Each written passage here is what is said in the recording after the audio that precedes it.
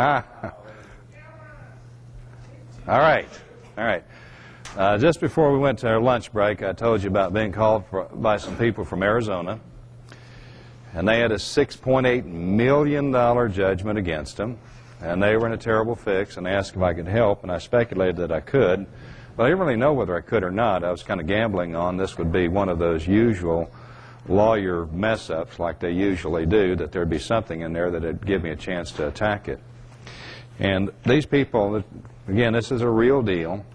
They were sued, and the circumstances in this suit is they belong to one of these cooperative property owners organizations out there where they were living in another state, and then they'd come down and live in Arizona where it's warm and sunshiny in the winter, and they had this property and discovered that the promoters of this property were embezzling funds and doing a lot of other things that were wrong. And so they approached the situation, and one of the things that they did was they actually put out what was called a handbill to identify this illegal activity.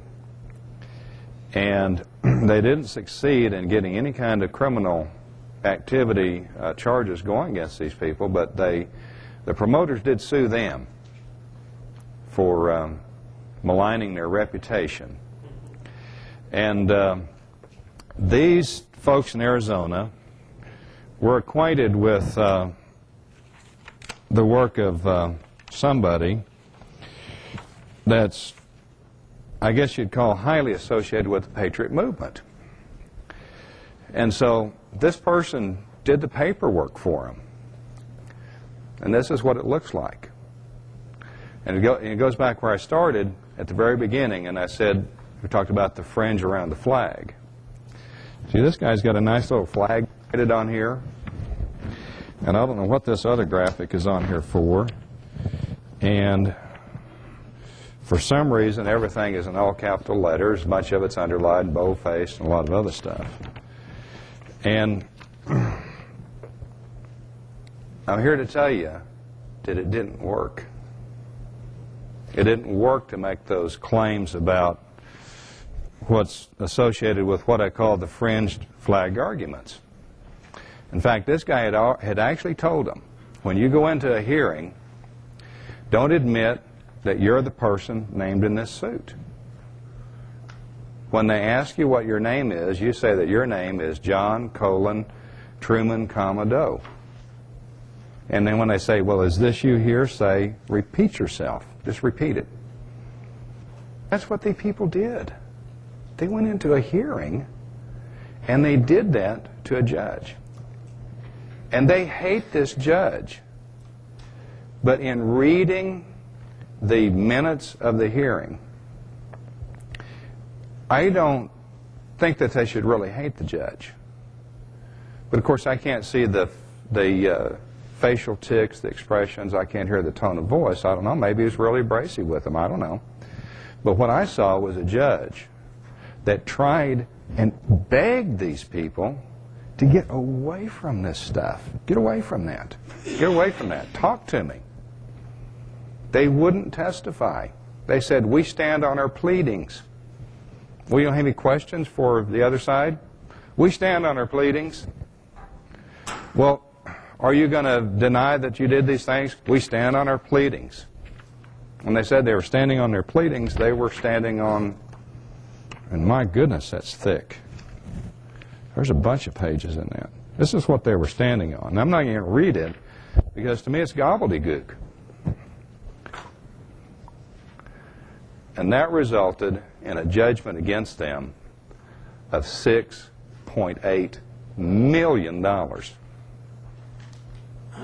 And that's what I say, is if you're out there near your goal and you feel a tug, it may be that tether of misinformation. So you want to be careful about this kind of stuff.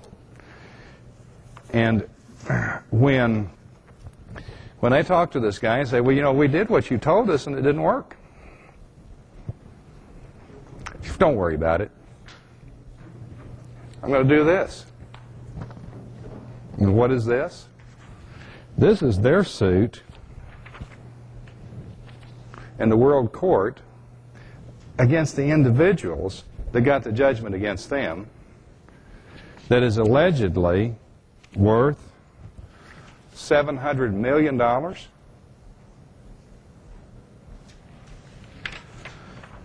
And so as I conversed with these people and as I looked at their papers, one of the things that they said is, oh, by the way, can you help us file this judgment lien in Arizona? And I said, no, don't do that. Don't do that. Well, let me do some investigation. Because I don't know about Arizona, but in Oklahoma, you do that, you're going to jail. Well, I was able to get to the World Court of Justice, which is not hard to do, and strangely enough, to try to investigate this $700 million judgment that these people thought they had, you know, none of their names are even there. Of course, it wouldn't be correct anyway, because there's nothing at the World Court of Justice that tells me that I can sue you in the World Court. There's nothing that informs me that I can do that there. But that's what going back to early in our discussion this morning. We need to be free of the tether of misinformation, because it'll get you clobbered. In the case of these people, with a judgment of $6.8 million. So we set that aside, and then we start to work this case and look at the record and see what was done and what wasn't done, and we look for the mistakes that I say that attorneys often make.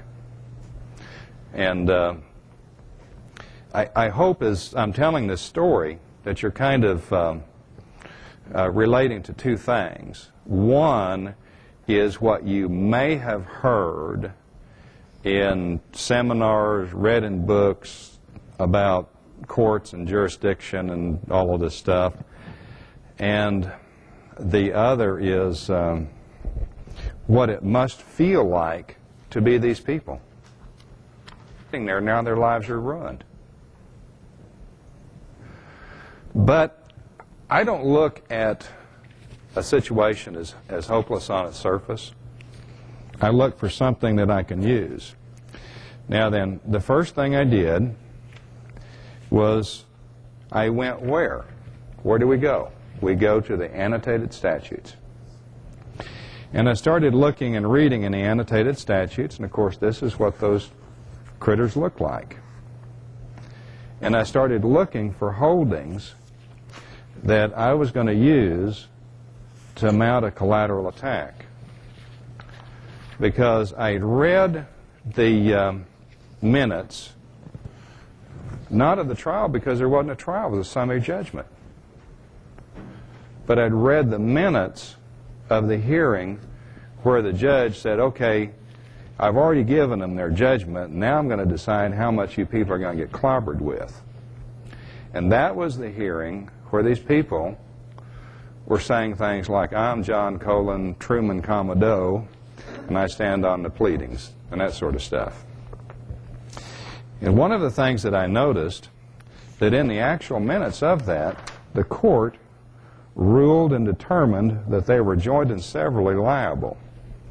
Now, there are 8 people on the receiving end of this deal. 8 people were then going to be destroyed, because no matter who had what, they were going to come after all 8 of them. Now, when I read the annotated, I made an interesting discovery. Joint and several liability in Arizona has been abolished.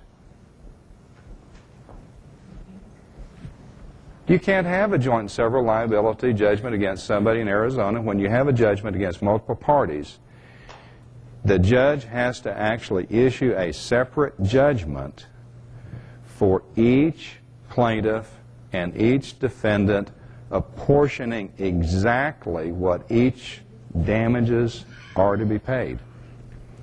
So we immediately have a challenge to what?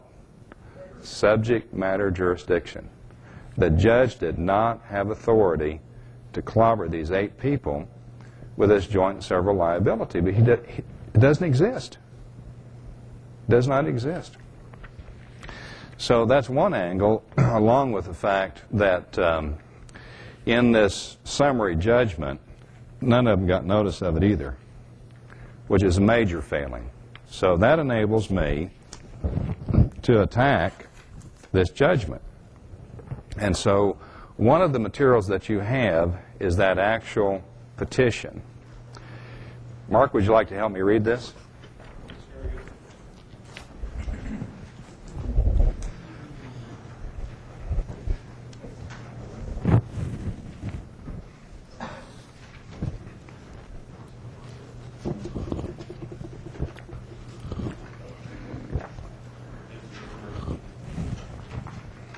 Okay, this is a petition to vacate a void judgment. Melvin W. Citizen, Elizabeth M. Citizen, and so forth, hereinafter identified as plaintiffs, petition this court under authority of Arizona civil procedure and the common law doctrines established in the American Credit Bureau versus Pima County for vacation of a void judgment in case number CV 99026663, a copy of which is attached. The face of the record shows that the plaintiffs in the above-styled cause were not in receipt of notice of complainant's motion for summary judgment in case CV 99026663, had no means to know of motion for summary judgment, or the hearing conducted to determine liability. The plaintiffs were deprived of procedural due process rights. The clear face of the record shows that the court did not have jurisdiction over the parties, a procedural due process requisite for determining liability. Jurisdiction of parties and subject matter is essential to a valid judgment, and court must have jurisdiction to enter the particular judgment. Van Ness versus Superior Court of the State in and for Maricopa County.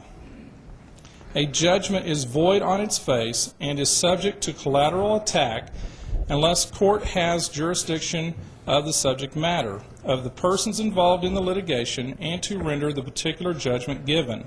Halford versus Industrial Commission. Trial court had no jurisdiction over person of defendant who was never served with summons and complaint, who never appeared in the declaratory judgment action, and who only filed notice requesting copies of all minute entries and documents long after trial. Therefore, judgment as to such defendant was void. American Natural Fire Insurance and versus Esquire Labs of Arizona. Once existence of personal jurisdiction is appropriately challenged, party asserting jurisdiction has burden of establishing it. Lycoming Division of Avco versus Superior Court of Maricopa County.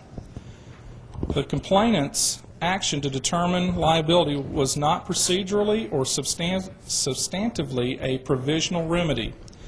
Before any provisional remedy shall issue, the party seeking such remedy shall establish with particularity by affidavit to the court's satisfaction sufficient facts supporting the party's claim, and establish that one of the requirements of subsection A of statute authorizing provisional remedies has been met, and that such party will file such other pleadings or affidavits as required by law as a prerequisite to the issuance of any provisional remedy sought.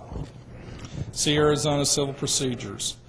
The court in case CV 99026663 wanted subject matter jurisdiction to find Melvin W. Citizen, Elizabeth M. Citizen, so forth, and severally liable. The court in case CV 99026663 made no inquiry into individual culpability of each respondent.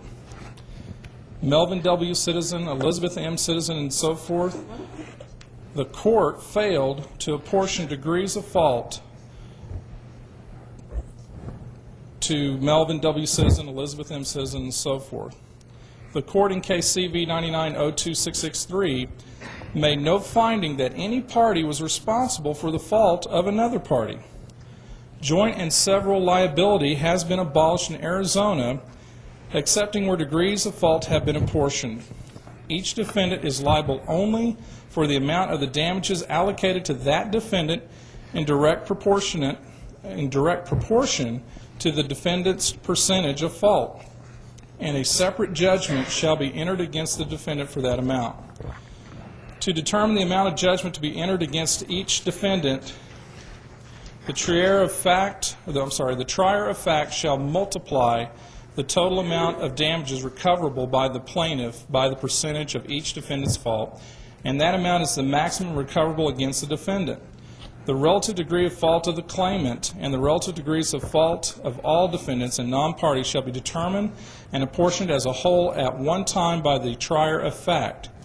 If two or more claimants have independent claims, a separate determination and apportionment of the relative degrees of fault of the respective parties and the non-parties at fault shall be made with respect to each of the independent claims. The liability of each defendant is several only and is not joint. Abolition of the joint and several liability applies to all actions pending on the effective date of the act. In Arizona, tortfeasors are to pay for the damages that they cause, but no more. Each defendant is liable only for the amount of damages allocated to the defendant's percentage of fault. Pulley versus National Hole-in-One Association. In an indivisible injury case, the fact finder is to compute the total amount of damage sustained by the plaintiff and the percentage of fault of each tortfeasor. Multiplying the first figure by the second gives the maximum recoverable against each tortfeasor. Larson versus Nissan Motor Corporation. Review denied. The court is required to allocate responsibility among all parties who cause the injury, with each such party's liability several but not joint. To cure the deep pocket problem of the defendant, Pioneer versus Superior Court in and for County of Maricopa, the trier of fact must determine and apportion relative degrees of fault of all parties and non-parties. Zurin by and through Zurin versus Ford Motor Company. Review was granted. Let's see, I think that's part of the citation. The court must apportion fault between all wrongdoing. Hutcherson versus City of Phoenix. A judgment is void on its face and is subject to collateral attack unless the court has jurisdiction of the subject matter of the persons involved in the litigation and to render the particular judgment given. Halford versus Industrial Commission. A court must have jurisdiction of the subject matter. If it has not jurisdiction, a court's judgment may be collaterally attacked. Vargas versus Greer. Lack of jurisdiction over subject matter can be raised at any time. Kelly versus Kelly. A jury's determination that Melvin W. Citizen and so forth were not in receipt of notice prior to the hearing to determine liability, and or the court in CV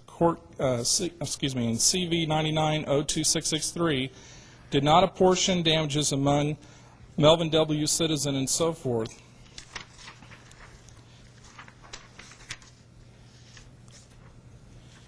This justly requires vacating the judgment in case CV 99-02663 together with award of costs and damages for any taking of the money or property from Melvin W. Citizen, Elizabeth M. Citizen, and so forth for the time spent litigating. And then there's an affidavit, a sample of an affidavit attached to it. Thank you, Mark. Appreciate that. Is it all there? Isn't it just pretty much a primer, a how-to on vacating a void judgment? And where did it come from? Did it come from the authority, the annotated authority? Did we empower the court to act? Did we state the court's authority to act right up here when we started out? Did we tell the judge, here's where you have authority to act?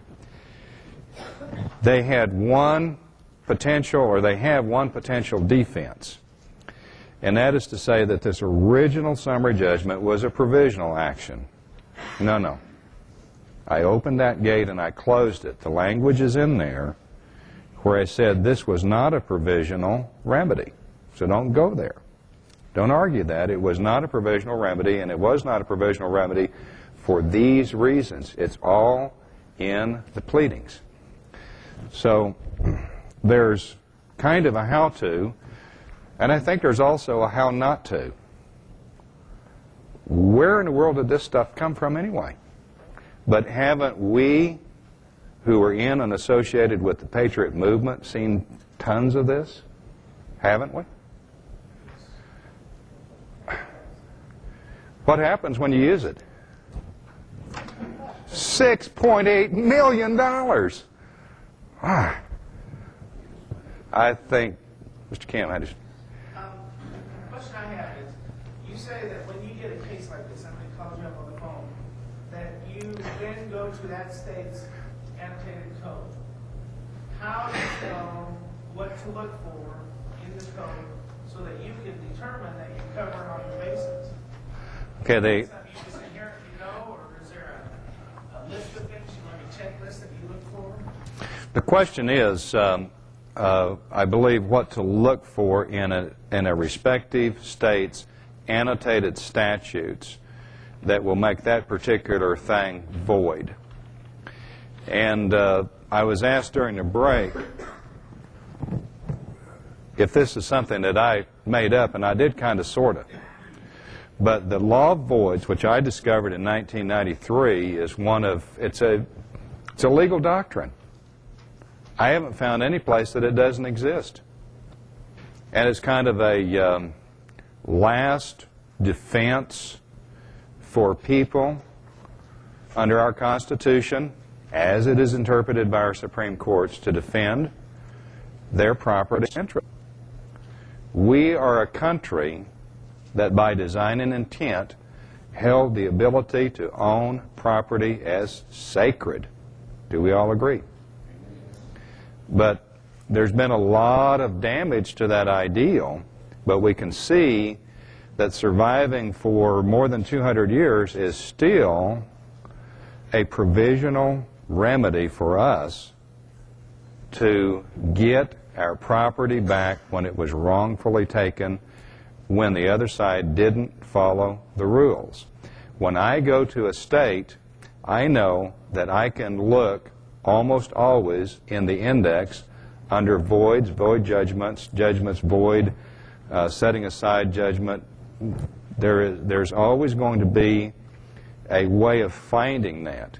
It isn't necessarily going to be easy, but so far it's always been there.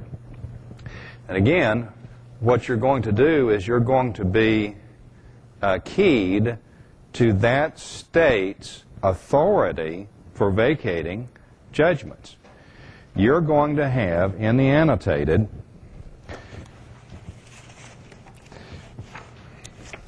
just like this, you're going to have a whole bunch of holdings. And like I said, I don't have the time, the interest, the energy, or the enthusiasm to go read every one of those cases. But what I'm going to do is I'm going to look for the holdings that are going to enable me to pick apart the other side's case, and then there are going to be some selected cases that I'm going to get. But I'm interested in the logic of why that case was wrong.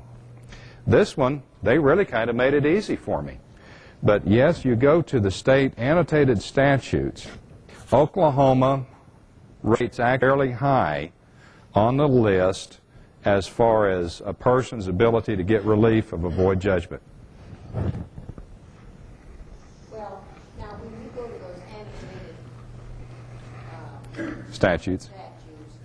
then if it was on foreclosures, would you have a key there to look under foreclosures, or would you look under property? Or is there some way to go like the guy with the county deal, you went to that?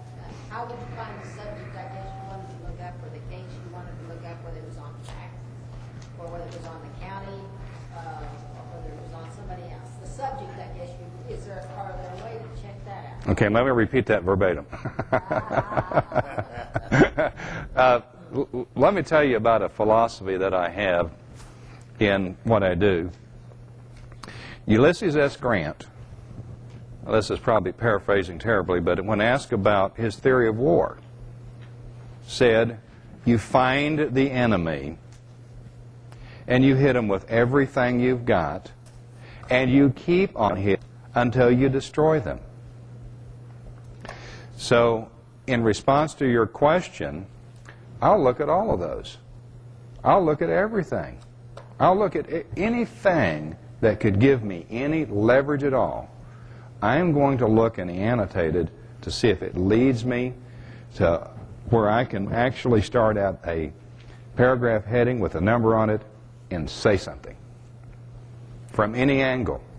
So I'll look under foreclosures because all of this knits together. You have all these actions out here in all these different directions, but they're all going to be clustered under the law or doctrine of voids because they all have to have the same parameters to be a valid judgment. Doesn't matter whether it was a foreclosure or whether it was a criminal case or whatever it was. If you go back and you look at that court record, it had to have a four-legged table to stand. So I'll attack everything. I'll attack it from any angle I can think of. Is that a sufficient answer? Well, I just thought I went to the annotated thing. Would I have to read all of those annotated things in there, or would there be a subject I could go to? Or are they all pertain to what I might be doing? I'd have to read them all. They're under headings. They're very well. They're under headings and they're very well organized. That's what I wanted to know. For example, in certain states, if you look under their annotated statutes under vacating a void judgment, you'll actually see, if this was a foreclosure action, here's your case law. That's what I wanted to know. If this was a divorce, here's the, it's under headings. The annotated statutes are really a marvelous resource for two reasons. First of all, because they represent such a tremendous economy in time, and secondly, because they're in education. Mark Mays and I met at the Oklahoma City University Library just about 54 weeks ago, and we got the Oklahoma State annotated on Oklahoma 12-1038. And we started reading that. And Mark, who has had some formal legal background training, I think it's safe to say that this was kind of like going to a couple of semesters of school, wasn't it? It was that informative because Mark, like we all were at some point in time, were drawn into this notion that this is all so terribly complex that you can't possibly do this. You can't understand this. You're not an attorney. I mean, look at all these millions of law books. How many of those have you read? Do I really need to read? If you can get your hands on the annotated. But it's not going to be readily available on the internet anytime soon and it's not because of the publisher's rights in it. It's because once you get your hands on that, you beat them at their own game. You beat them at their own game. It's just like one of the lines from, I've got a biography of General George S. Patton, Jr. And that biography confirms that many of the things that were attributable to General Patton as having said, he really did say those things. He really did say those things. Before his battle in the desert against Rommel, he got Rommel's book. He wanted to know how Rommel fought. Well, see, when you have those annoteds, now you know how the system works. You know how they think. You're right to the heart of the matter there. And after Patton's tank army, his tank corps, defeated Rommel's, as he watched the German tank corps disintegrating, he said, "Rommel, you magnificent bastard, I read your book." In other words, I found out how you think. I know how you think. I know what your game plan is. That's what the annotated will do for you. Richard, do you know where we can get the annotated? Are they on CD? The question is, where can you get the annotated? And the annotated are available on CD at a cost of, the last time I priced them, $1,800. So anybody with a CD burner doesn't mind. I never said that.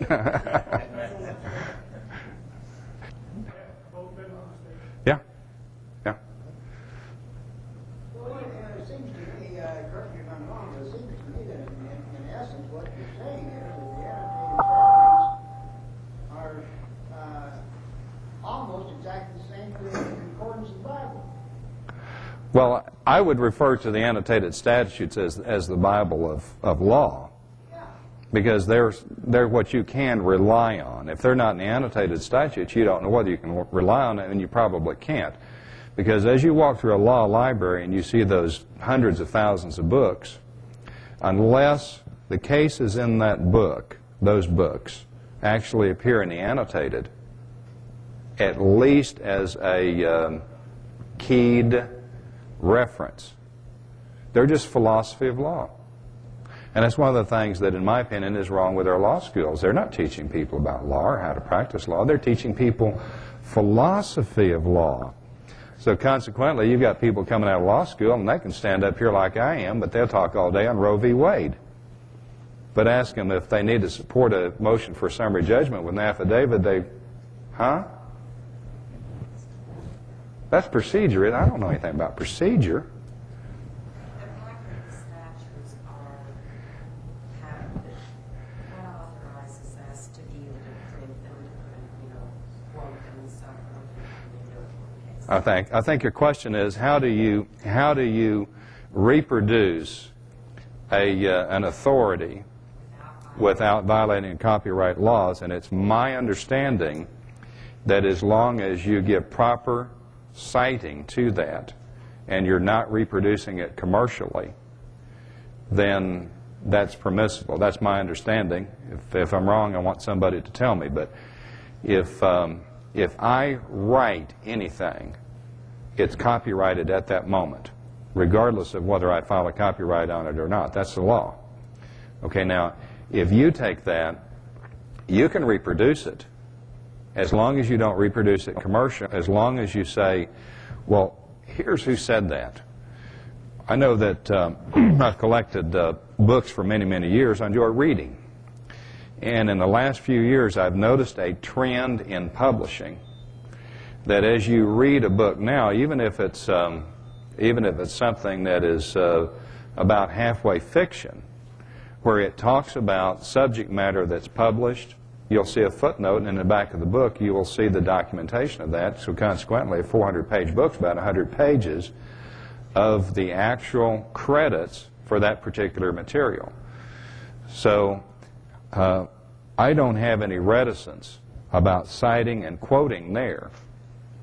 I don't believe that I will be infringement of copyright laws for those reasons. Plus, they do it too. Do you have an opinion as to what authorizes the state to patent my birth certificate? Don't know. I don't know. To me, there are a lot of what I call fringed, flagged arguments.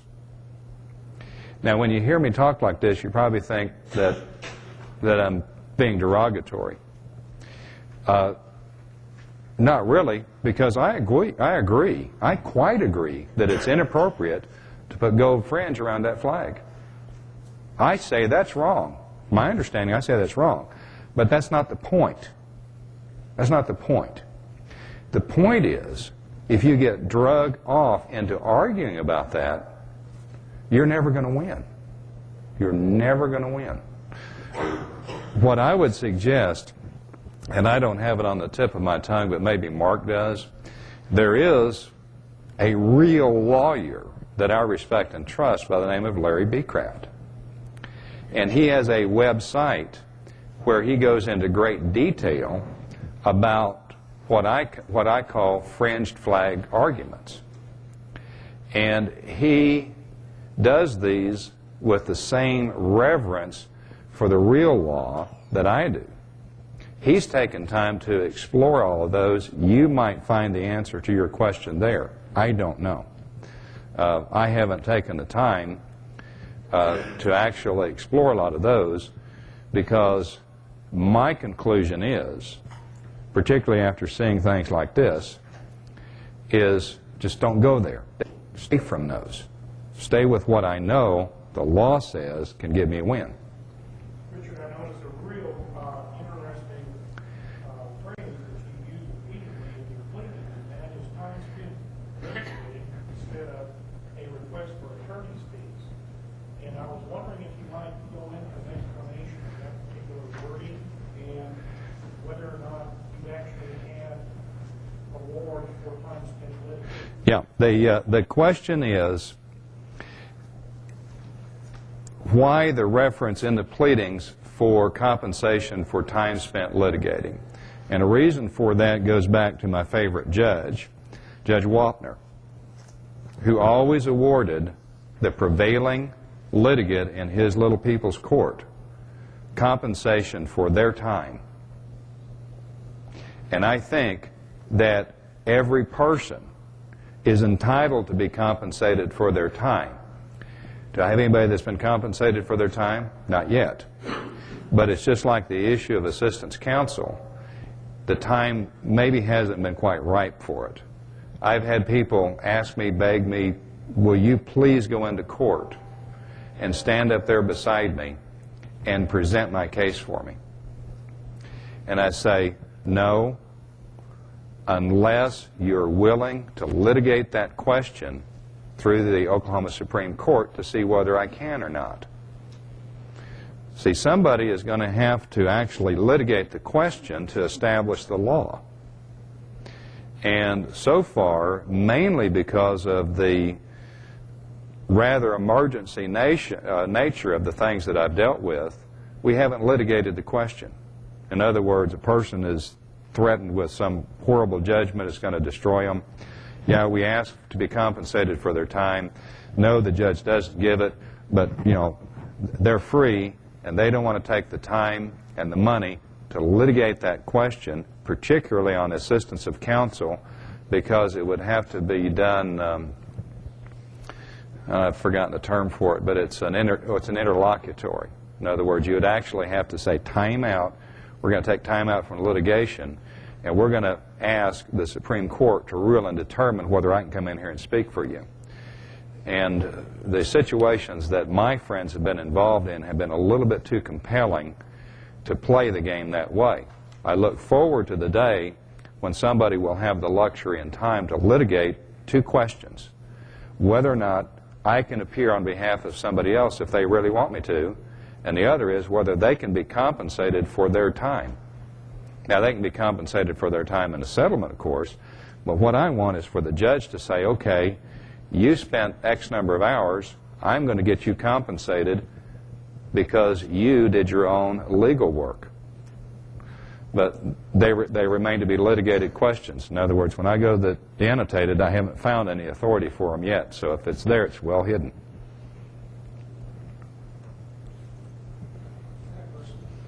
I have looked at the, let's see, it's called United States Code Annotated. And in each book, there seems to be a little white book pasted at the back of the book. Mm-hmm. And it's all new stuff that they're constantly adding. And sometimes there's 3 or 4 of these books. Mm-hmm. And when you look at the index won't reference little booklets, will it? No, but it really doesn't have to, because the index references the title. And so what I do, and what I recommend that you do, is go under your title first and read the authorities under the title, and then go to the back of the book, because I think you'll discover that 98% of the time there's no new law there. There are just new published authorities where they are further affirming the principles that are earlier in the book. Do you go by the belief or philosophy that the latest court case that you have that supports what you're doing is the one that you want to use? Sort of. The one that I really want to use is the one that is nearest to the exact facts of the case that hasn't been reversed by a later authority. Because some of the really great authorities are really old. Trenzi versus Pagliaro is 40 years old. But it's good law. And if it's good law and it's still there, go ahead and cite that. Listing the authorities before 1936, is it, or something like that? Excuse me? Isn't it true that they don't recognize the authorities before 1936 or 38? The question is, are authorities before 1936 recognized? I have repeatedly cited authorities that were earlier than that. As far as arguments about whether or not we're under martial law or other things like that, probably ought to go to Mr. Beecraft's site and pose the question there, because I don't know. I haven't found anything that supports that. And see, that's the way about the fringe around the flag, or the expression of a person's name in all capital letters. We hear those arguments. You look at my pleadings. I don't put people's names in capital letters. I know it's wrong, but show me the court case where it has been fatal to a cause because somebody did that. Back to your fringe flag question, and what you said, to the all capitalization, we started out in the statute with, lowercase, and then you come up and it's upper and lowercase at a certain stage. And by the time you get to court for litigation, everything's in capitalization. Do you have any particular thought, or is there any manual or anything that tells you how you do this? You bet there is. If you go into a law library, there is a federal book of forms and there is a state book of forms. You want to file a lis pendens? You want to know how to file a lis pendens and get it correct? Look in the book of forms. It'll tell you exactly how to do it. And I'm here to tell you that I bet you that most attorneys never go to the book of forms because they're know-it-alls.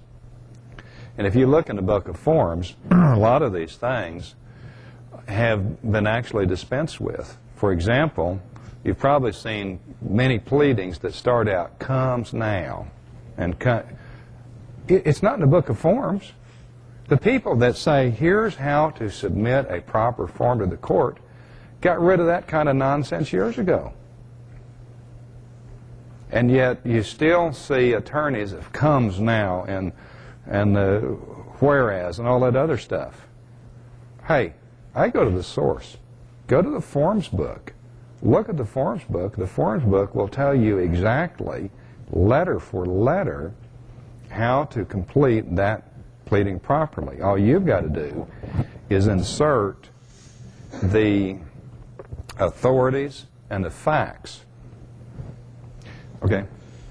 I don't wish to take things off course here, but I have had some discussions with Mr. Beecraft on some of his aggressive words against folks in the Patriot movement about gold fringe and issues of that sort. And I've had a chance to sit down at dinner with him and discuss this a couple of times. And I kind of stated my position, which is I can't have a judge telling me what are my unalienable rights. Is a judge the ultimate arbiter of my rights or not? And so what the question really is the judicial decisions that have come down, say, against gold fringe and nom de guerre, capitalization issues and so forth, were these clarifications of the law, or were these judges walking over the law? I think in some cases that still has to be determined, but Mr. Beecraft's point, which is a point for this meeting and so forth, is these things are not working, and people have not won using them. So, noble idea, correct idea, or not, with all due respect, we better listen to Mr. Beecraft. Thank you. Thank you. Well said, and another tag along with that and then we're going to take a break. About 45 minutes, isn't it, John? Okay. We're going to take a break. We have a meeting a couple of times a month. The JACU's organization is a due process club. We're not about issues, we're about due process. And somebody came as a guest to our last meeting that said something that I wish I'd have said. And the group was discussing some points about how we would do a certain thing, and he says, you know, a problem in the patriot movement is you work so hard to win the battle, you lose the war. I wish I'd have said that. but the point of it is, it's just like I have heard that the last time that the Montana freedmen appeared in court, the judge took off his robe, removed the flags, and says, now what's your problem? You see, they had worked so hard to win that little skirmish over the fringe around the flag that they lost big time. It's like these people were treading on the advice of somebody that told them all this stuff. Printing a little flag in the corner will protect you. I don't know. Got them clobbered. We're going to take a break and we'll come back. And also, when we come back, what we might do is change our format just a little bit. We'll only have maybe about a little bit over an hour before we'll have to end this marvelous party. It's been marvelous for me. But in that case, what I'd like to do is when you want to ask a question, come up and get in a line before the microphone, ask on the microphone, and I'll try to answer it quickly. And if somebody has not had the opportunity to ask a question, let's give those people a chance to ask a question first. I got to take off back the test. Put on. This is your personal. That document I'm going to send you. Okay. Can only be read by you because I don't know. Oh, okay. All right. Send it to this email address right there. We've just got an hour. We just got an hour, and we'll be in jail if we don't leave.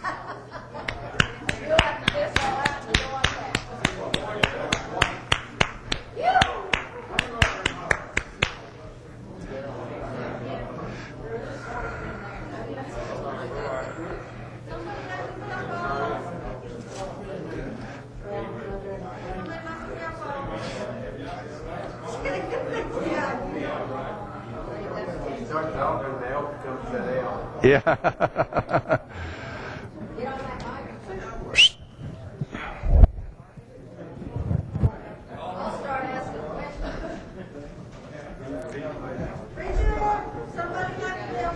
Well, has it got an ID in it?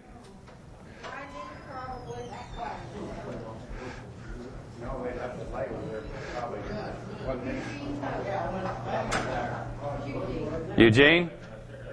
All right. If anybody wants extra tapes, who remembers my middle name? All right. You can go to the JACU's website. There will be an order form there that you can print out. If you put Luke on it, then it's available for today's cost. I need to know who is going to make the cassette tape. That's what I'm interested in. Okay. All right. Just contact to the site. Who would like to ask a question that hasn't had a question answered? If you'll step up to the microphone, and then others, just step right in behind them. We'll try to get as many questions answered as possible. If you have to step in front of Mark, don't worry about it. That's okay. Okay. Getting back to the four legs. Uh-huh. Does a corporation qualify for one of those? Only if an officer of that corporation appears and testifies. The corporation, in my opinion, can't. It goes back to a case law that's about 200 years old, that a corporation is a fiction and jurisdiction cannot be established by fiction. And I think you have to have an officer of that corporation to have that fourth leg. That's my theory. Another question is, where does the 11th Amendment come in? As far as being able to sue a state? far as him being able to sue me, As far as the state being able to sue you. the state or him, Under what authority? in law or You have been sued by the state of Texas? Colorado? Colorado. A tax case? Doesn't matter. It's criminal. Okay. They have to have their competent witness. What? They have to have their competent witness. Somebody has to complain. Who's complaining? The state is. Even if it's the people of Colorado, there has to be a witness that swears out the complaint. Somebody has to say, I was injured, I was harmed. Yeah, okay. What about Article 3, Section 2, Clause 2, where the state is a party, the Supreme Court only has jurisdiction? I'm of the opinion, and it's just my opinion, there still has to be a complaining party.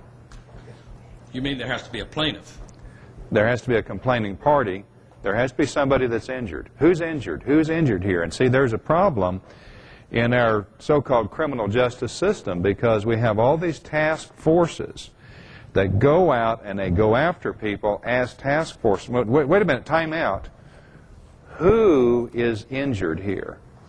I mean, who is injured here? And it's something that is probably already settled in the law, but it's being ignored. And so the rich result would be to take a case like yours and take it through the appeals process, criminal court of appeals, on that very point of where does the government get its authority to put together a task force on drugs and go out and search. Wait a minute, who was the injured party here? You injured the state? I don't think so. And if you or somebody that you know of has been subjected to a criminal charge where it's the state against you, but there is no witness of an actual crime being committed, nobody complaining, I think it's one that I would like to be my inaugural appeal to a criminal court of appeals on that basis of, wait a minute here. You've got all these government task forces out here. Who is the person that's injured? And it's where our criminal justice system has gone badly awry because there are many reported crimes. I've had crimes committed against me. Probably most of the rest of you have. Getting back, does a corporation qualify as an injured party? In my opinion, no. In my opinion, no. And come on up behind if you have a question. You've not had a chance to ask a question. And my question would be that what we're dealing with, it seems to me, is a presumption of law. This is the reason why they're able to do what they're doing, because they presume, for some reason, that they have legal authority to create a drug task force or whatever it might be. But to give an instance, that right now, this is just, I don't know if anybody's ever fought one of these parking tickets or not. But anyway, in asking the question that where do you get your, you presume that I was the person who parked the vehicle there. Where is the evidence? Who was the witness? Who actually saw it? Where is the damage? Who did I injure? So I asked the question, is this a crime? I mean, is this a criminal offense or a civil? Well, I finally got an answer out saying, well, it's criminal. Well, who did I injure? And then, so where do you get your jurisdiction that presumption is a crime? Well, they sent me back a city ordinance, a presumption ordinance, that it is presumed that because you're a registered vehicle owner, that you are the person who parked the car there. So we haven't got that issue resolved yet, but anyway, I haven't had an arrest warrant sent out for me yet. But my question is, where do we stop the presumption of law that they seemingly believe that they have? Because the other thing I had was when I stopped not having a driver's license, then my case was this. Well, your presumption of law is different than my presumption of law, but yet I'm exercising my right and I get arrested for it. But that's my question, presumption of law. These things are like the assistance of counsel, and they're like compensation for time while litigating. These are probably issues of first impression. And what you do is you take somebody that has experience in filing appeals. And I've actually won 2 appeals before the Oklahoma Supreme Court. And you take that issue and you take it up to those folks and you ask them for a decision on them.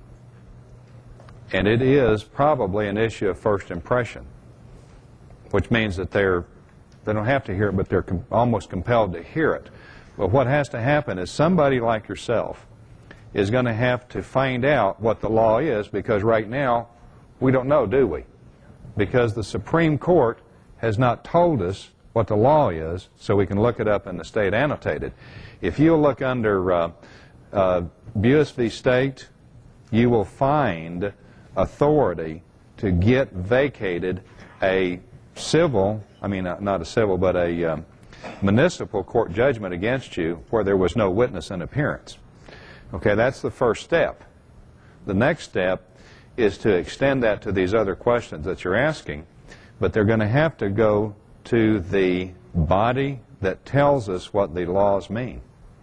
But when you or somebody has one like that, the thing to do is get it into the appeals process and see if you can make law. Okay. In my case, the IRS had a lien against my husband. They sold the property. They paid me for gave me half of the proceeds because the lien wasn't against me. I sent the check back to the court because I didn't want to make the agreement that it was half my property and it was sold. Was I right in sending it back, and should I accept it now if it's proper? I'm not sure, and like I started out at the beginning, I am way underqualified to answer a lot of these questions. But if I had to make a decision, what I would do is take that check and endorse it with your name, and I would state that you are not waiving any rights in accepting that check. That you are Well, I sent it back. Yeah. And I went back to, and that was in 98, I believe. Because I think that you can sign it, you can endorse it, all rights reserved. But you're not intending to waive any right. You want to keep your rights. You want that money because that is actually a prepayment to what a judgment may be. But I believe that you would protect if you. I can still go back after them on all these things. Sure. Oh, absolutely, absolutely. Say, thanks for the money, but by the way, I'm reserving all my rights. Well, that might help. Thank you. I'm from Kansas, and this is a tax question regarding the fact if you can cut off some of their tax money, ground them to a halt. And these, particularly on property taxes, these tax notices that go out in Kansas, there's no dollar sign on them, okay? It's so many units of something. And of course, people go in and they pay dollars, okay? Mm-hmm. But there's no contract there to pay dollars, all right? Maybe beans or kernels of wheat or sand or whatever. And then, if you don't pay, then you're a year behind, then they turn around and sell this to the sheriff. The county treasurer sells this tax lien to the sheriff, and they convert it to dollars on that deal, but they still, even when it's paid, it's only paid in whatever units. They don't put it all there, and then they sign that as having the taxes paid. And it would seem to me that this is, out-and-out fraud, and there ought to be a way that we could go after the county treasurer for committing fraud and the sheriff, okay? Because they're conspiring to convert something that a bill that was issued that was never issued in a dollar amount, and here they convert it to dollar amount. They also say it's paid, they don't accept it in a dollar amount. Yeah, I think it's a great case to litigate the question, to get it up to the Supreme Court to get a decision. I think before you take the action, you're going to have to compel them to tell you what can you ask for or demand as a payment for this obligation. That's the core question, because you want them to define what these units are. And it may be true that when that authority was established, they didn't define it on purpose, because as our monetary system changes, then it's readily adaptable to whatever people think. But what I would do is figure out a way to contact probably your Attorney General and ask for an Attorney General's opinion, and if the Attorney General won't ask, you can actually go to a federal court for an advisory opinion. You can actually file a case in federal court, and the question is, tell me what you can ask or demand as payment for this obligation. Tell me exactly what you can ask or demand. If you have that, then you have a basis to litigate the claim. Okay, we have one other thing in Kansas. There is a law, 16111, that was taken from 1893, but it's there on the statute books today. And it says for all executions and judgments and so forth that those will be made in United States legal tender or gold and silver, and no contract to the contrary withstanding. Now, this is law in Kansas, and it would go back to this tax thing. How would you use that in terms of formulating what you're talking about? Because they didn't ask for any money. The law says this is the way it is. So why is there any obligation there on anyone, you know, to pay anything, you know? Well, you don't know what you're being asked to pay. You don't have a definition of it, and you'd handle it the same way. Here in Oklahoma, the money, it has to be in lawful money. It has to be lawful money, but they don't tell you what lawful money is. Well, in our case, they do, see. Yeah. But what they do? Yeah, What? that's what I'm saying. Oh, yeah, yeah, okay. Gold or silver But again, you have to start with some court that will make a ruling and determination of what that actually must be. Is that the only thing that can be asked or demanded in payment of this type of obligation? And when you have that court's advisory opinion, then you have a basis for an action. And you have a chance to really make some law. But that's how I would do it, is I would go to the Attorney General first and say, tell me what can be asked or demanded, or tell me what can be paid if anything but this in satisfaction of this judgment. And if they don't answer, go into federal court for an advisory opinion. Okay. Do you have any questions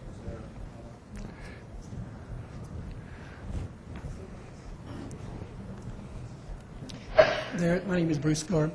There's a group in in Florida, and they are involved in the right to travel. Now, they make the connection, as an example, on the driver's license, and on the insurance, and on the registration of the car. Now, they show, when they take the police officer up there and ask him questions, they say, can I force you to have a driver's license, officer? And he says, no. He says, now, if I can't force you, you can't force me, then how come we have a driver's license? And the question being is that the legislators who created the fourth branch of government, which is the motor vehicle department, whatever they call it, whatever they call themselves, are able to go in and make these laws and say these are laws when they are not laws.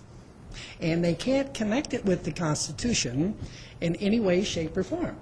But they get away with it because they say it's a law, and pretty soon it's like Bob said, they get the presumption, and everybody presumes, since they take the bull by the horn, that they can do whatever they want to do to us. Now, what I want to ask you is this.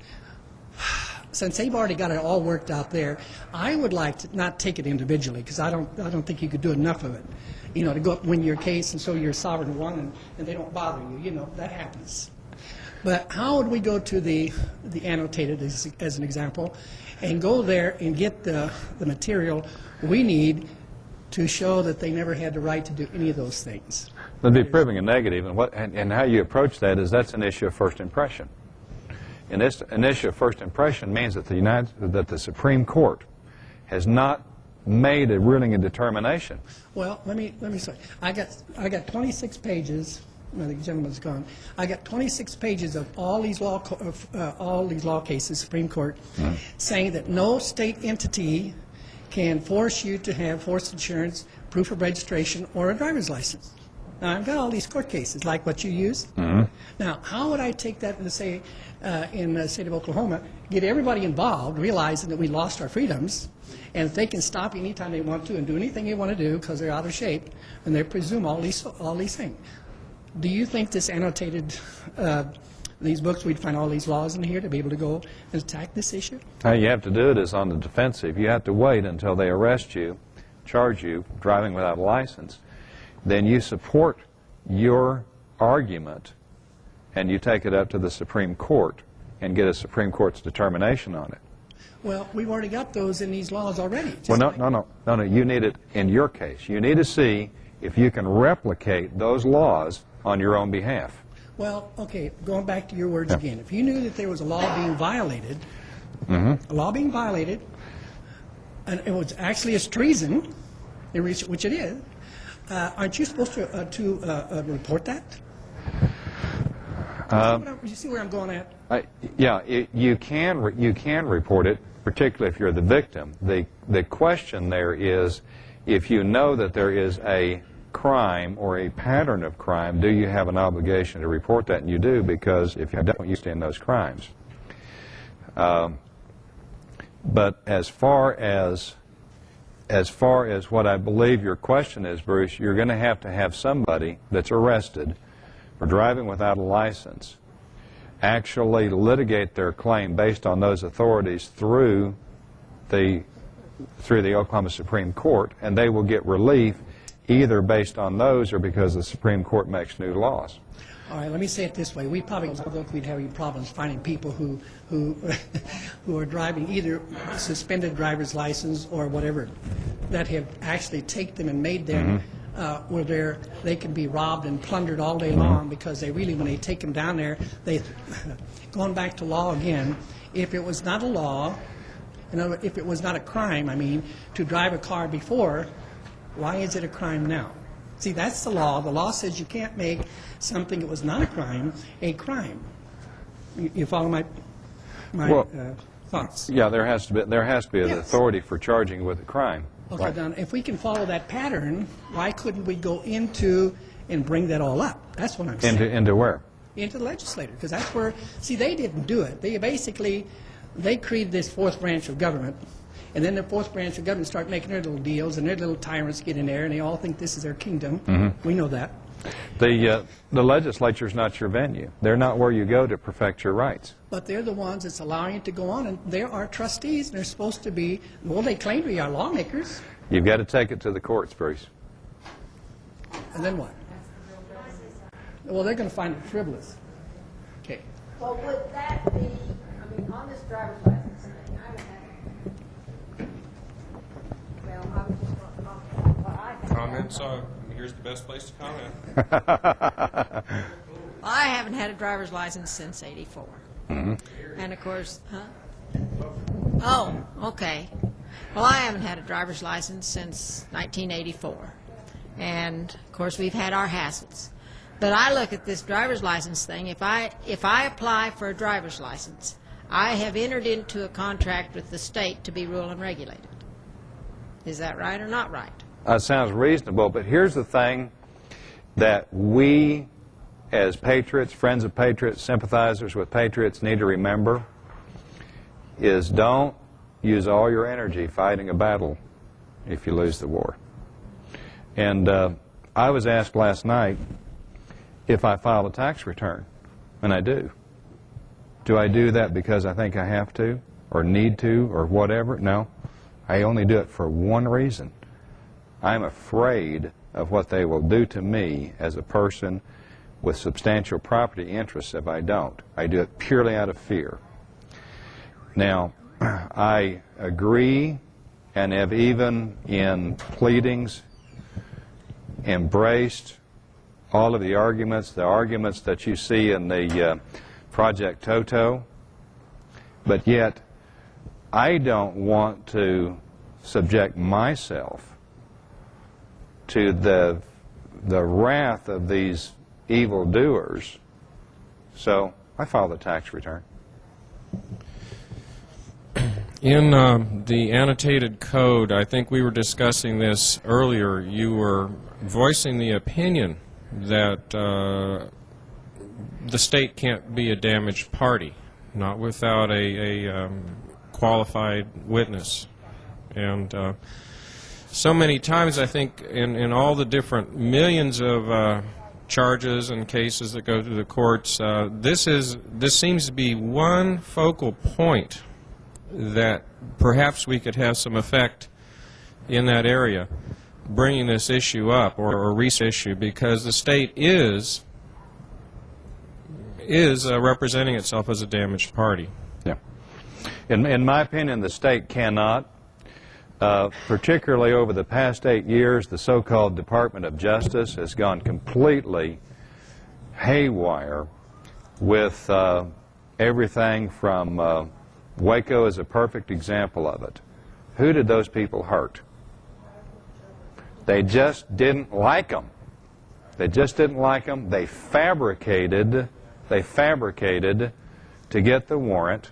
They didn't have jurisdiction to issue the warrant.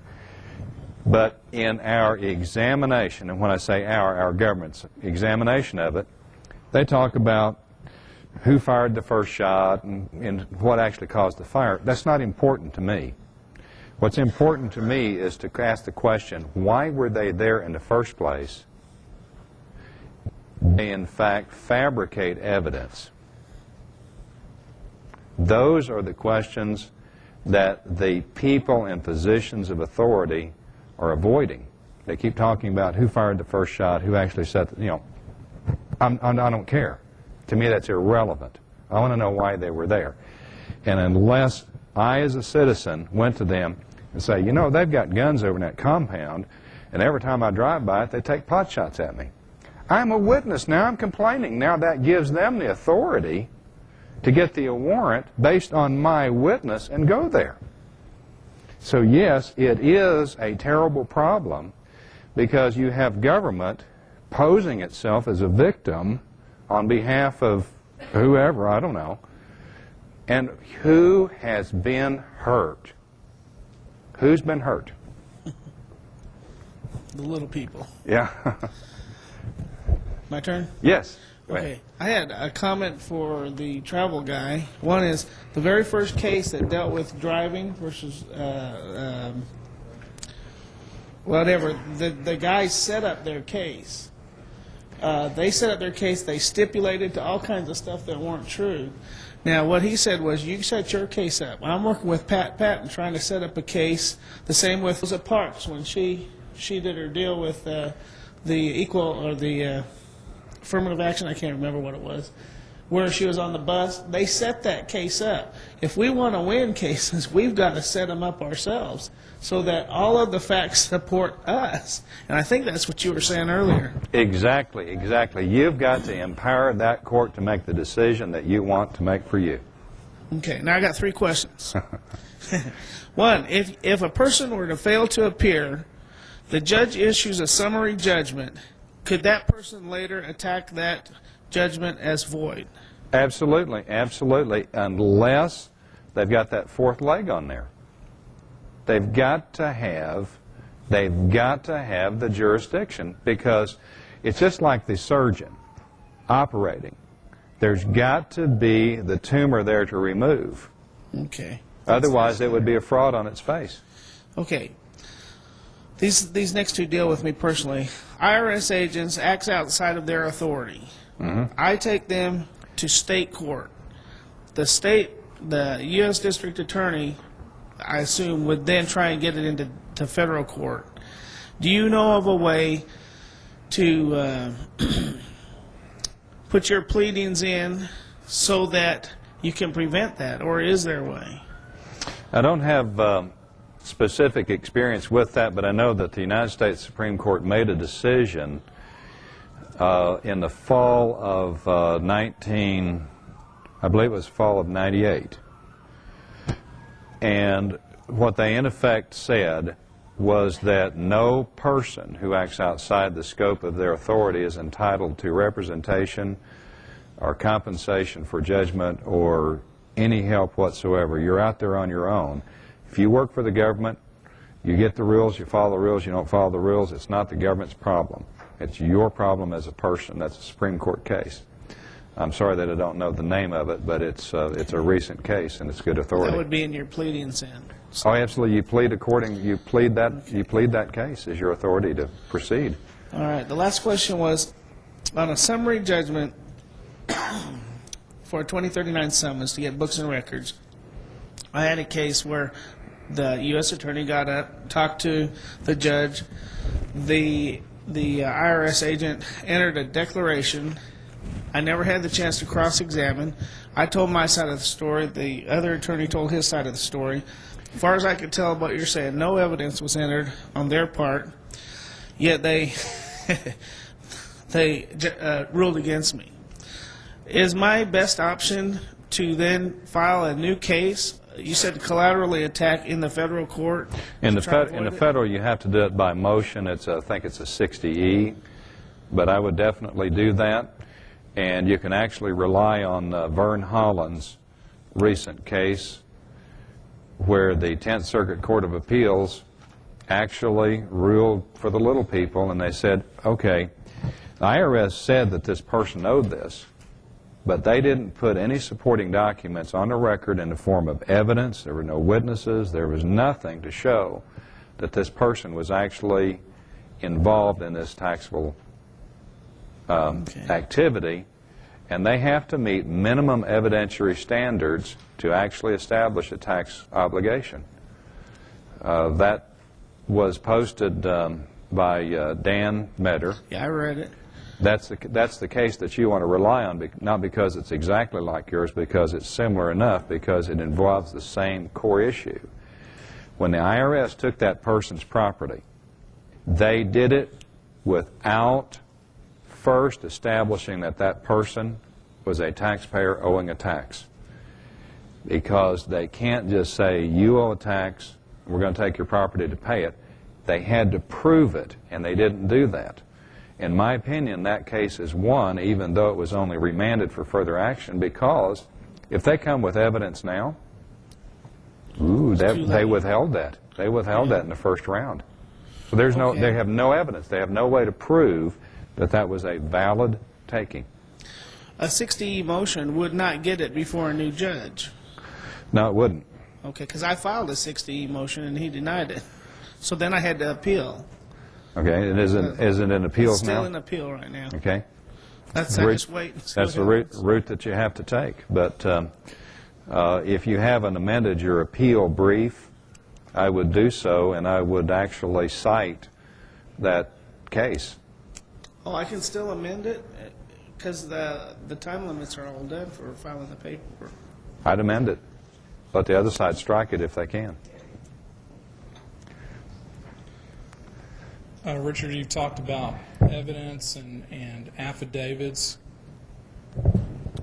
You've talked about evidence and as far as affidavits. Could you explain a little bit? I think there's like three areas that enter evidence into the... There are three ways to testify: an affidavit, a deposition, or appearing and testifying under oath on a record. Those are the three ways that you testify. Testimony by affidavit or deposition can be challenged. So that's where the other side, if they have sense enough to file an affidavit, which they usually don't, you want to subpoena that witness and question them under oath and on the record. But if you see somebody that does their paperwork right, and it's unusual, But if they do their paperwork right, they're going to win. It's just that they usually don't do it right. So if you were investigating a judgment or a summary judgment, you would be looking for an affidavit as part of that file or a deposition. If you look in that file, and there's no affidavit, no deposition, and nobody appeared and testified on the record, that's a void because there was not a competent witness. Then secondly, what can I be found in contempt of in a court arena? Okay. What makes contempt? I believe that the Supreme Court has determined that there are 3 summary contempts. Now you can be found in contempt for any number of things, but it's that summary contempt that is the great hazard of entering a courtroom, and that's where the judge says, I'm going to send you to jail. The Supreme Court has ruled that there are 3 summary contempts where the judge can say, okay, you'd go to jail without benefit of counsel and without benefit of trial. And that's disobedience by an officer of the court. So in other words, if the court orders you to do something, you better do it, because if you don't follow the court order, they'll be found in summary contempt. Another is obstreperous behavior before a jury trial. So if there's a jury trial going on and you do something that disrupts that jury trial, that judge has to send you to jail. The other is where you have agreed to testify in exchange for immunity from prosecution, and then you refuse to testify. Judge can send you right to jail for that. Do not pass go. But those are the only 3 things. It's a Hollywood notion, misconception, that that judge can lawfully put you in jail if the judge doesn't like you or you act up or any other reason. Those are the only things that they can put you directly in jail for. Texas judges think they're from Hollywood. They do that all over, but I'm here to tell you, and as we discovered in these pleadings of real cases, the tide is turning. It's just turning a little slowly, but it is turning. The more of the information gets out, the more people are empowered to act, the more it will turn. But there's an actual case, and I'll apologize in advance, but there was an actual case, I believe it was in California, where a man stood in a hearing and said to the judge, "You son of a bitch." Judge put him in jail. Went up to the Supreme Court, and the Supreme Court said, no, don't do that. I mean, you're an adult. If somebody can call you a name and ruin your day, that's your problem. Don't put people in jail for that anymore. Did you have to follow the interlocutory appeal or something? Excuse me? Did he file an interlocutory appeal to get out of jail while this was being appealed, or was he in jail at one time this appeal? I don't know the details. He probably was not in jail all that time because, among other things, he could bond out.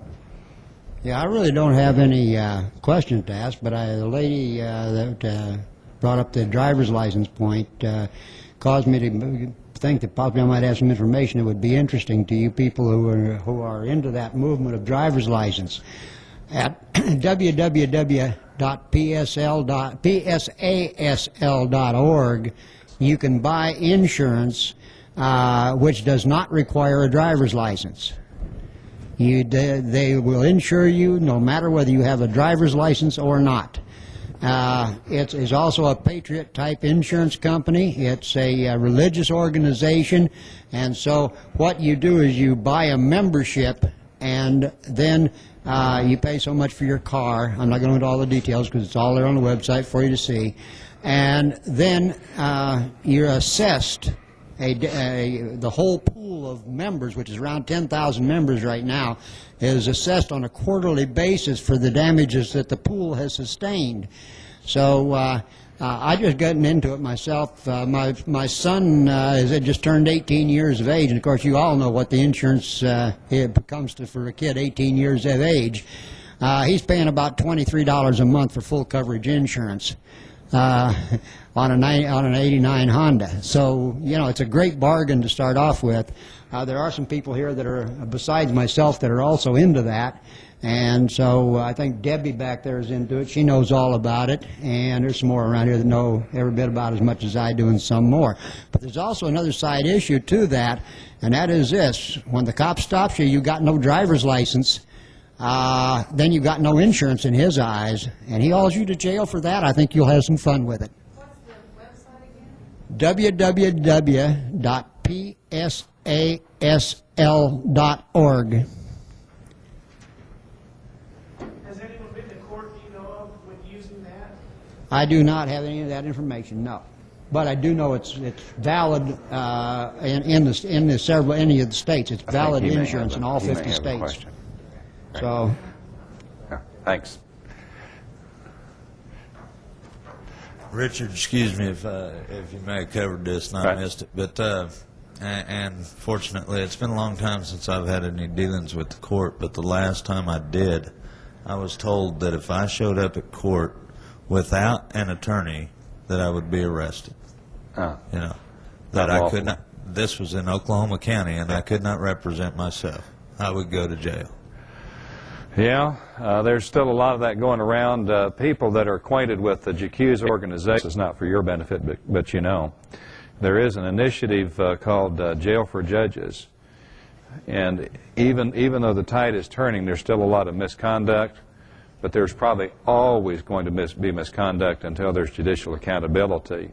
Now, we do have the Oklahoma form of that initiative on the table back there, and would invite you to pick up a copy of that, because until judges that do things like that are taken before a jury of ordinary people who are not lawyers and not judges and get their chance to understand real justice, that's going to go on. Yeah, Richard, getting back to these void judgments.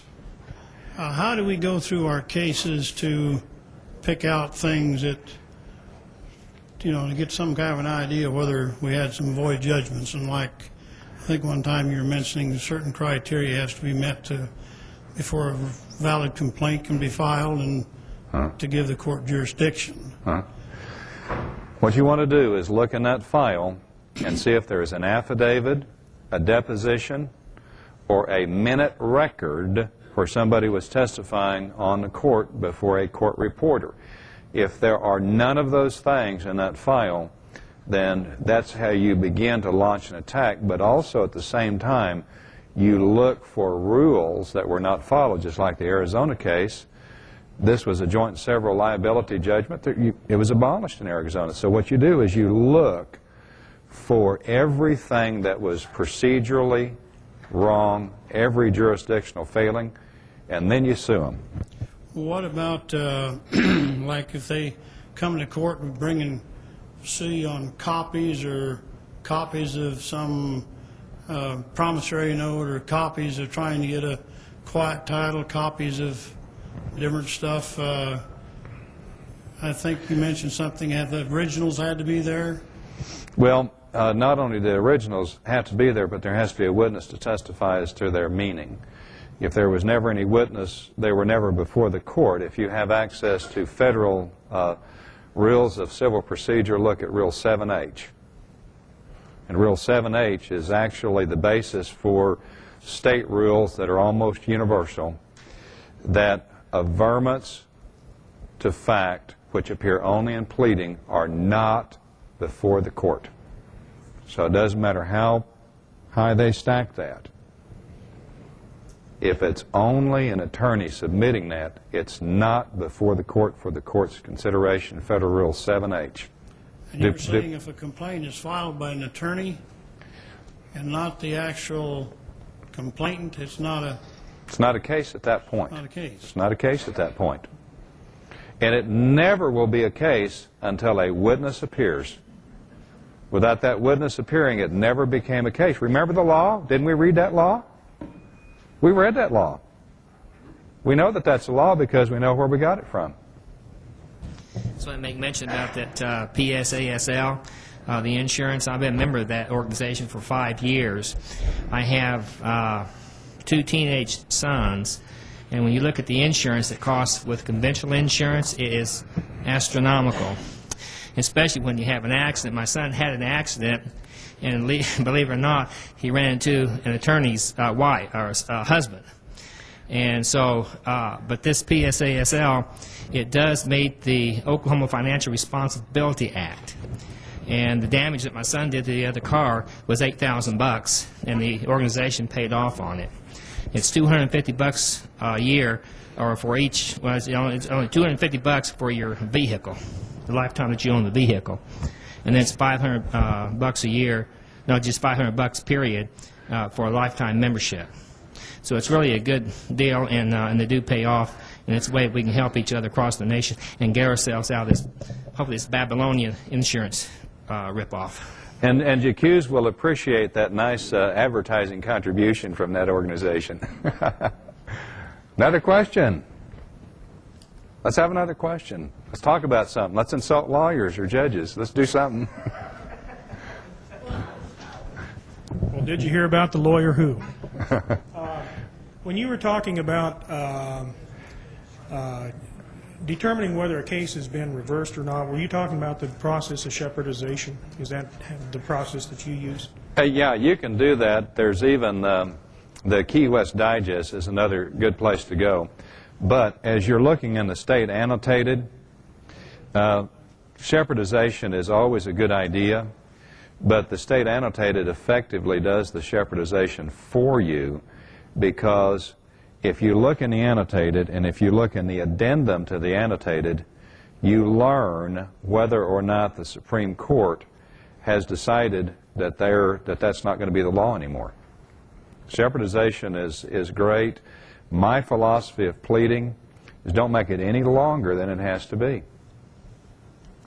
You see these long pleadings like this thing here. There's no point in repeating yourself if you've already made a point in law. Nobody should expect any judge to read a long brief. How would you like to be a judge? This is about as close as I get to ever being sympathetic with judgment. How would you like to be a judge and spend your Friday afternoon looking at a stack of briefs that tall? I don't care if you're F. Lee Bailey. They're not going to read that stuff.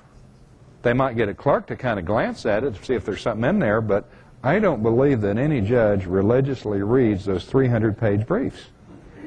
Most judges that know their stuff, and this is true even in Oklahoma County, which is not exactly the bastion of justice in the world, will chastise attorneys for filing briefs that are too long. They'll say, I've heard it. Hey, buddy, 30 pages. This is 60 pages. I'm tossing this. You refile it. But the point that I wanted to make there is there's no point in being overly long once you have stated a point in law and supported it with authorities. If you file and win a void judgment, can that be refiled by the opposing party? No. It relies on the statute of limitations. A void judgment is not a nunc-pro-tunc. There are actions that are nunc-pro-tunc. Nunc-pro-tunc means that you go back to the date before the judgment and you pull it forward to today's date. This one would be a nunc-pro-tunc because it's not actually vacating a judgment, it's vacating a summary judgment. So they can go back to the day before that summary judgment. Now then, if the judgment is vacated, if it is a judgment that's vacated, it's the statute of limitations. And that's one of the things that you can really use powerfully, because the statute of limitations may have run out, you get it vacated, that's a done deal. You never have to worry about that again. It's done. It's dead. They should have done it right the first time. It's not your problem. So I guess one strategy would be to wait until the statute of limitations is run out and then file your void. Yeah, which in the case of a personal injury is 2 years in Oklahoma. Let's see, and then my last question was, you use a lot of federal and non-Oklahoma sites in your cases. Is that kosher? I mean, do we have any problem with those being accepted by the Oklahoma courts? No, actually, in the case of the federal, I think the principle is called comity.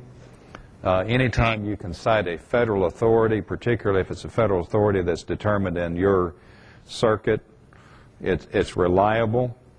But even if it's a site from another state, if it's a persuasive or a compelling argument, why not throw it in? Because you may be making some new law. I expect at some point in time that there's going to be publication on something that I've done. And your purpose is to persuade. Now, you do want to go with your authority for that court to act. And if you come in court in Oklahoma and you cite a Kentucky statute as your reason for being there, you haven't stated a claim upon which relief can be granted. But if you state your Oklahoma authority to be there and then collaterally mention this interesting case in Kentucky that really is very similar to this, and here's what that court decided, that can be persuasive to the court. Richard, not so long ago I went to the county clerk's office to see what might be filed, and I had no notice of this instrument, but it was called an abstract of judgment. Would you care to elaborate on that some? I'd never seen one before, and it had a 20-year lifespan. I don't know. I wish I could, Don. I'd have to research it because it's a pretty strange animal, because in Oklahoma, judgments have a 5-year life. If they're not perfected within 5 years, they're latched. And so if you get a judgment against somebody and you haven't perfected it in 5 years, you better beat it down to the courthouse and refile it, because it's going to be latched. As far as that, I would suggest that you check that out at the law library and see if you can run it down, because that sounds like somebody's imagination that spent a lot of time reading about Roe v. Wade and never learned anything about procedure. Yeah, the question I have is a trust the same as a person, or is it the same as a corporation as far as damaged in a court case? Well, I think a trust can be damaged and does have standing, but only through an authorized representative. And see, the same way through a corporation, who's the officer here? Who's the representative party that actually will suffer the damage? And if you're a beneficiary of a trust and you're suffering damage, even though it may be damage that may not occur for many years, then in my opinion, you're the damaged party. But the trust itself wouldn't be damaged. It would be a damage to that individual. If, for instance, the trust owns a piece of property, and in a court proceeding they back it back around and claim that an individual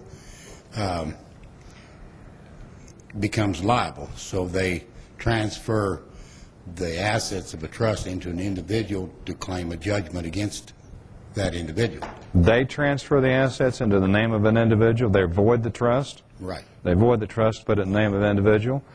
Sounds like a great opportunity to make some law, because trusts are something that I would not claim to be an expert on, but I believe that if you have put a spendthrift clause in that trust, they can't do that, and that's the key to it. And see, a lot of these things, it's just a few little words here or there that make all the difference in the world.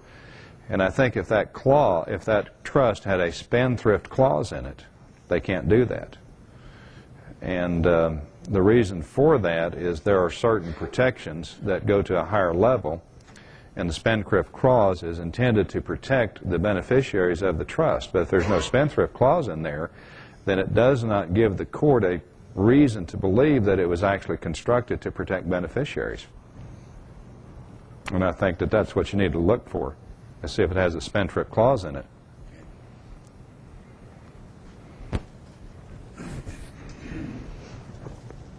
Kind of hesitated to come forth to ask this question because it's I don't really have it well formulated myself. But we recently, this is all very new, a summary judgment that it would appear is void in law, and I'm wondering who to sue exactly. In this particular case, we notified the judge before he even got started that he had no oath, or could he prove that he was lawfully elected. We have that situation where he went ahead and made the judgment without any response. we didn't appear in the court because we didn't feel like there was really an action to come forth, but we put an affidavit in.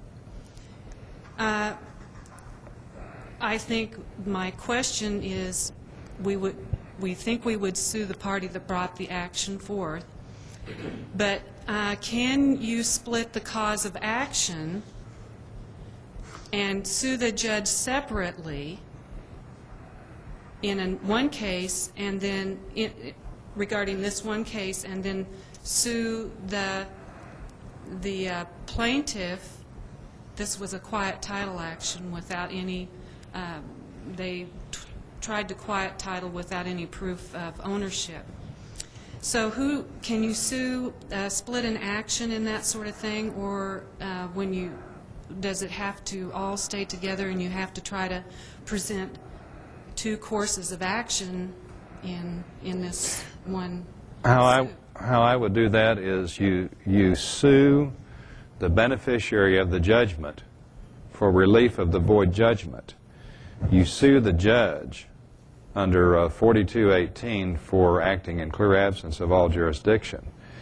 The beauty of that is anytime you're in a civil rights venue, you don't have to prove a single dollar's worth of damage. Damages are totally nominal in civil rights. It's whatever a jury will give you. And what's 4218? That's your federal title where you actually sue for conspiracy against rights. And you have a 14th Amendment right not to be deprived of money or property without due process of law, and I don't see any due process there. It's a mockery of due process. But that's not called a splitting of action then? Well, because I've heard, I don't know this much about all this stuff, but I've heard you can't split an action. Is that right? No, you can split them all over the place. Look at Trinzi versus Pagliaro. Trinzi versus Pagliaro does collaterally cite another point of law. It's very important that you can sue over the very same action in different courts as long as you can establish that other court's authority to act. You can sue all over the place, but in that case, you sue it. You have to split it unless you can prove that that judge was actually acting in concert with that party, and I don't think appearance is enough. So my case then goes to federal court rather than state court. You have two cases, one against the judge for violation. You take him into the Fed. Okay, I have a question, which is the same thing because that's my wife asking, and but it involves this judge and the clerk of court not having an oath as required by law. This judge appointed this clerk in 1986, and she never had an oath on file as required by Kansas law, and that's a felony. And this judge, or this clerk then, 3 years ago, swore this judge into office. Okay? And so we noticed them by affidavit within the case, and this judge went ahead and found default. We never went because there wasn't a court there, as she pointed out, but by default went ahead and quieted title. And also, as Paula pointed out, there was never anything in the original petition to ever show that they had ownership. All they did was state they had ownership. But they had no documentation, no affidavit, no nothing. The petition was dead on its face, and we also filed that in an affidavit form into this case. But the point is, can we come back against this clerk? I was thinking it would be easier against the clerk than against the judge, and file a collateral action to sue her because she's not there. Oh, very definitely. Very definitely. So, but can we, how do we do that in a court where she claims to be clerk when there's no clerk to take? You don't sue her in the court. You sue her in the federal. Sue her in federal, too. But you sue in that court for relief of that judgment, and it sounds like it's a good one. I think there's 2 points of power here. and that's the clerk and the sheriff or law enforcement to enforce whatever judgments come out. So if you can destroy the clerk or take the jurisdiction away from the sheriff or whoever, then you've stopped all their actions. Anything that shows a jurisdictional failing is sufficient to do that. Well, unfortunately, I think we're done. As our time is about to run out, I really appreciate this opportunity. I hope you take something away from the meeting that can help you, maybe inspire you, give you a chance to win. We're kind of all in this together. So it's us against a corrupt establishment. And how do we get your help? Do you have my card with my name, phone number, and email address? Call me or email me and tell me the circumstances, and I'll look at your case and we'll discuss it from there. Send you complaints or something like that? Excuse me? The complaints you have to have? What I'd actually have to have is the file. Not necessarily the file exclusive of those tons of paperwork. I am interested in files to the extent that we can show a failing, like no affidavit, no witness. Okay, that gives you your open door to take that thing out, get rid of it, get your damages back from them. It happens. Give me that.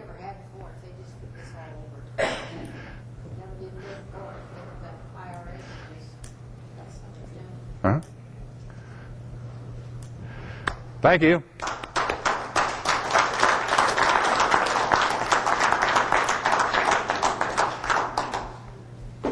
Richard, I'd like to make a quick little statement. Part, I'm looking at the rules of us having this room that they've asked us to restack the chairs, also pick up any trash that might be around your chair.